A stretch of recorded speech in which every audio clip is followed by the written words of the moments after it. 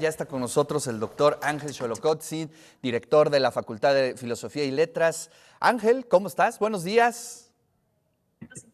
¿Qué tal, Ricardo? Buenos días y buenos días a todo el auditorio que nos ve en esta mañana de lunes. Gracias por estar aquí y bueno, te voy a presentar a una amiga que quizá tú conozcas, la doctora Araceli Toledo, la doctora ñaca ñaca, que anda por acá y que bueno, pues hoy vamos a tener la oportunidad de charlar contigo sobre una palabra que me encanta, la ambigüedad, Ángel. Así es. Bueno, buenos días, Araceli, también. Eh, sí,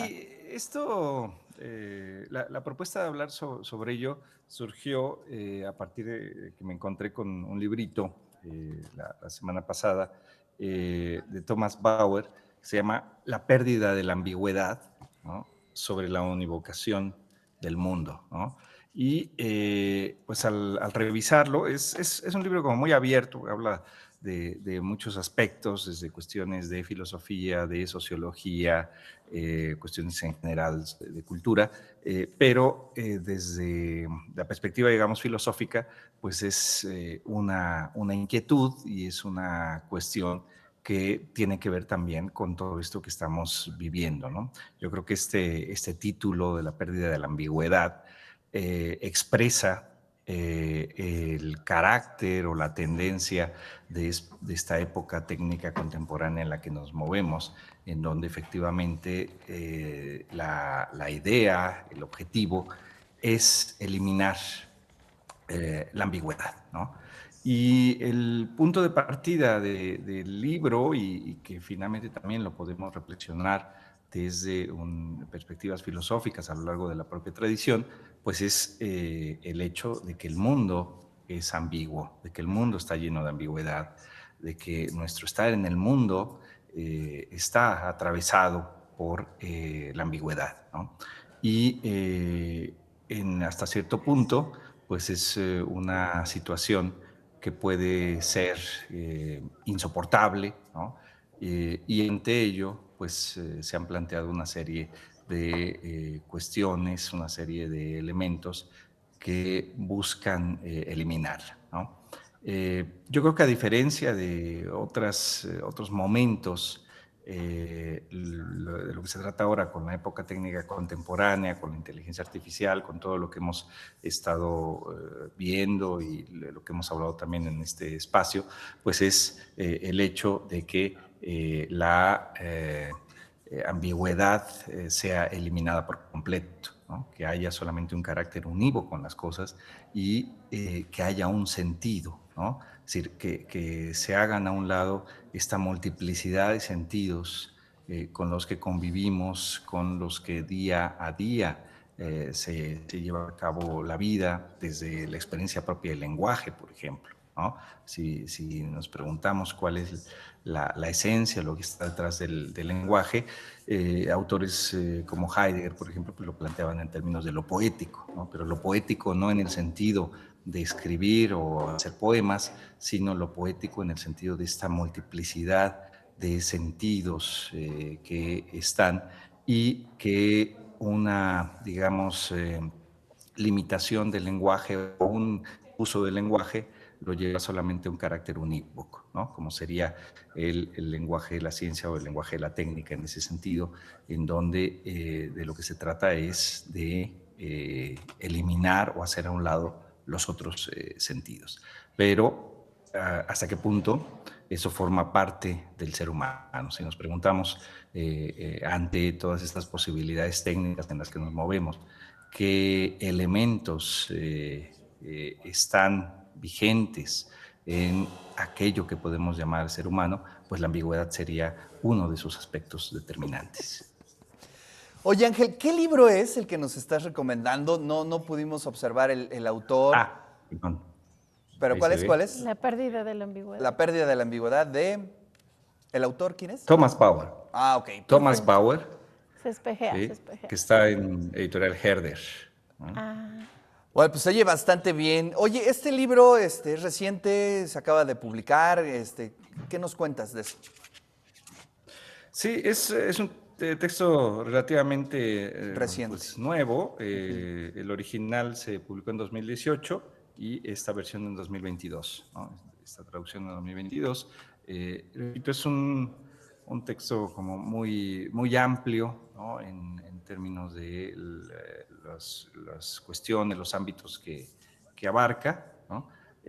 Pero que desde una perspectiva filosófica pues puede ser pensado. Si pensamos la idea de ser humano Claro. o aquello que puede destacar frente a la época técnica contemporánea, ¿no?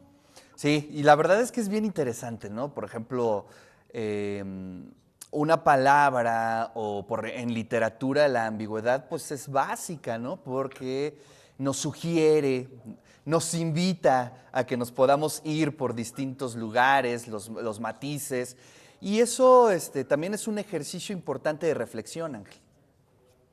Sí, yo creo que sí, y maneras de entender el mundo, ¿no? Porque hasta qué punto, pues bueno, si pensamos en estas novelas que ahora ya se acercan, ya dejan de ser ficción y más bien lo estamos viendo en la realidad, este carácter unívoco que elimina la multiplicidad de sentidos y que elimina también posibilidades y comportamientos en el mundo, ¿no? O sea, si pensamos, por ejemplo, en los chistes, si pensamos, por ejemplo, en el caso de México, concretamente de los albures, Claro. toda esta riqueza, digamos, que corresponde al ser humano, hasta qué punto con esta tendencia tecnocrática a la univocidad, pues deja de lado Claro. todas estas cuestiones.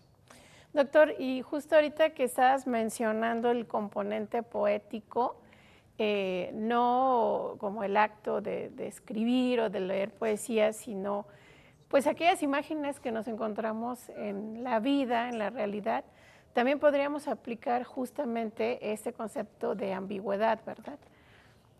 Sí, sí, sí, yo creo que es fundamental porque, pues, si pensamos en lo determinante del lenguaje, pues me parece que ahí estaría una beta central, ¿no? El pensar el ámbito de lo poético como aquella multiplicidad de sentidos que están en juego y que pueden ser abordados de una u otra manera. Eh, Esto, pues precisamente se contrapone o se enfrenta a una especificidad del lenguaje con ciertos objetivos, ¿no? Como decíamos en algún momento, en qué medida puede ser, digamos, insoportable, ¿no? Puede ser insoportable esta multiplicidad de sentidos, esta riqueza del lenguaje mismo, esta posibilidad de decir en más de un sentido, y que busca ser acotado en una sola dirección, ¿no? Esto ya lo han visto múltiples autores, quizás el más conocido en el siglo XIX pues fue Nietzsche, ¿no?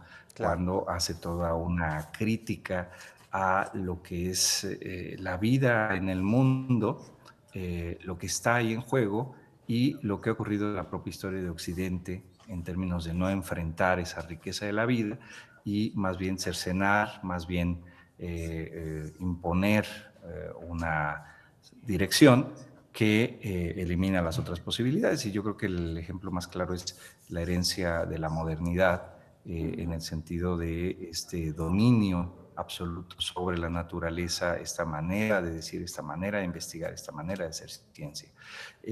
Ahí hay un sociólogo reciente que es Bauman, que planteaba la importancia de la ambigüedad como quizás la mejor posibilidad de enfrentar la herencia moderna. Y esa herencia moderna pues, es precisamente esta época técnica contemporánea y esta pretensión de univocidad.